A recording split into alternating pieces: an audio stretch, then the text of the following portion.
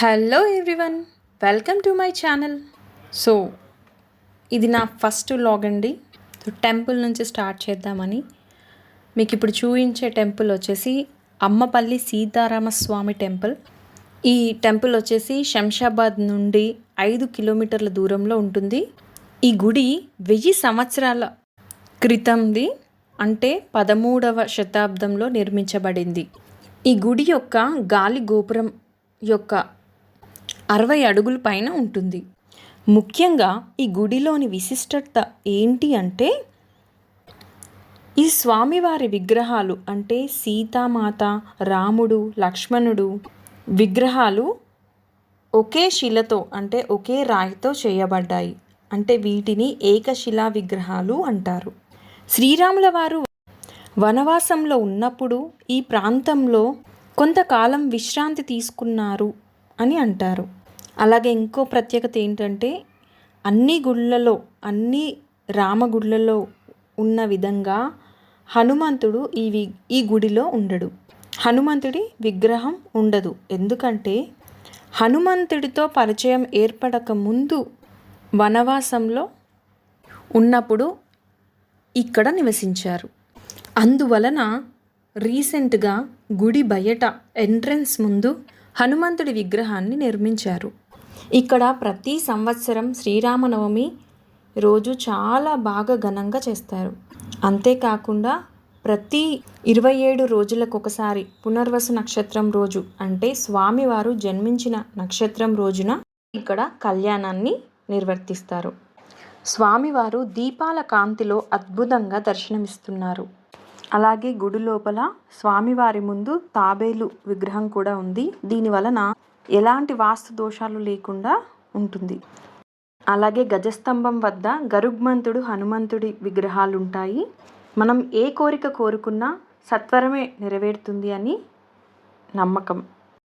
ఇక్కడ పక్కనే కోనేరు చాలా బాగుంటుంది. ఈ కోనేరుకి ఒక ప్రత్యేకత ఉంది. దీనిని 500 సంవత్సరాల క్రితం కట్టారు. ఈ కోనేరులో శ్రీరాముడి రథం శుభ్రం చేయడానికి ఉపయోగించేవారు. ఆ పక్కనే కనిపించే స్తంభాలని మనం గమనించినట్లయితే 30 స్తంభాలు హిందువుల కట్టడాలుగాను, అలాగే 14 ముస్లింల కట్టడాలుగాను ఉంటాయి. ఎందుకంటే అప్పట్లో యూనిటీగా సమానంగా ఉండాలని చెప్పి 2 విధానాలుగా చేసేవారు. ఈ గుడి కూడా అలాగే ఉంటుంది.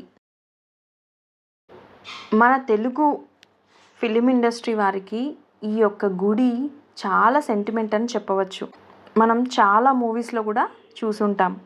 1984లో మొదటిసారిగా ఎన్టీఆర్ గారి పోతులూరి వీరబ్రహ్మేంద్ర స్వామి చరిత్ర ఫస్ట్ మూవీ షూటింగ్ ఇక్కడే జరిగింది.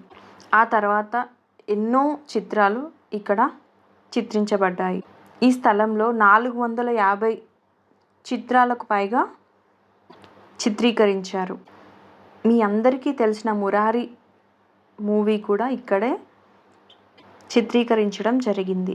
తరువాత కొన్ని రోజులకి ఒక సినిమాలో గుడి ముందు బాంబ్ బ్లాస్ట్ చేస్తే గుడి గోపురానికి కొంచెం ఎఫెక్ట్ అయింది. అప్పటి నుండి మూవీస్ షూట్ చేయడం అనేది ఆగిపోయింది. ఇక్కడ తీసిన చాలా మూవీస్ అనేవి చాలా హిట్ అయ్యాయి. ప్రస్తుతం ఇక్కడ ప్రీ వెడ్డింగ్ షూట్స్ బాగా జరుగుతున్నాయి. ఎక్కువగా ఈ కోనేరు లోపల ఈ చుట్టూ ఉన్న ప్రదేశంలోనే ఎక్కువగా ప్రీ వెడ్డింగ్ షూట్స్ అనేవి తీస్తూ ఉంటారు. కానీ ఇక్కడ నాకు చాలా ప్రశాంతంగా అనిపించిందండి. గుడి చాలా బాగుంది.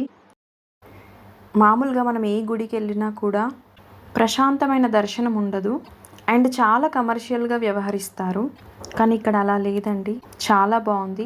ఒకసారి మీరు దర్శించుకొని స్వామివారి అనుగ్రహాన్ని పొందండి. సో ఈ వీడియో కనుక మీకు నచ్చినట్లయితే ఒక్క లైక్ ఇవ్వండి.